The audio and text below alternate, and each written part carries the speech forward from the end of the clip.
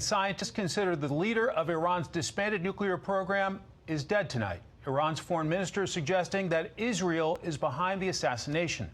Correspondent Benjamin Hall has details tonight from London. A daring and sophisticated attack striking at the very heart of Iran, an ambush which left the so-called father of the Iranian bomb dead.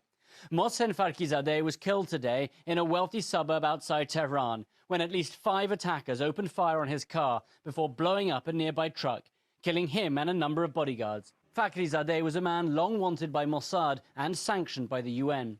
Israeli Prime Minister Benjamin Netanyahu called him out directly last year after disclosing a trove of stolen Iranian nuclear documents. Remember that name, Fakhrizadeh. The Iranian foreign minister is already blaming Israel, tweeting in part, "This cowardice, with serious indications of an Israeli role, shows desperate warmongering of the perpetrators." And an advisor to Supreme Leader Khamenei has threatened revenge, saying Iran would, quote, descend like lightning on the killers of this oppressed martyr.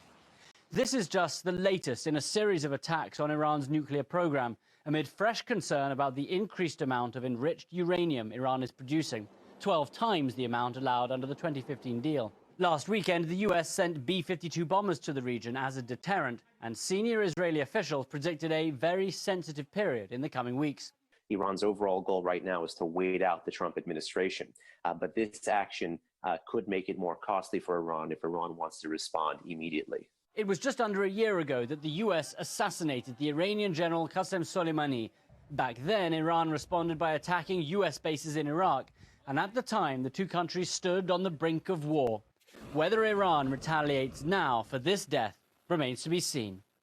If Iran did retaliate, it would certainly make it a lot harder for a Biden administration to rejoin the JCPOA. That is something that Iran so badly wants and needs, sanction relief. At the same time, it is something that US allies in the region are firmly against. Mike? Benjamin Hall in London. Benjamin, thanks.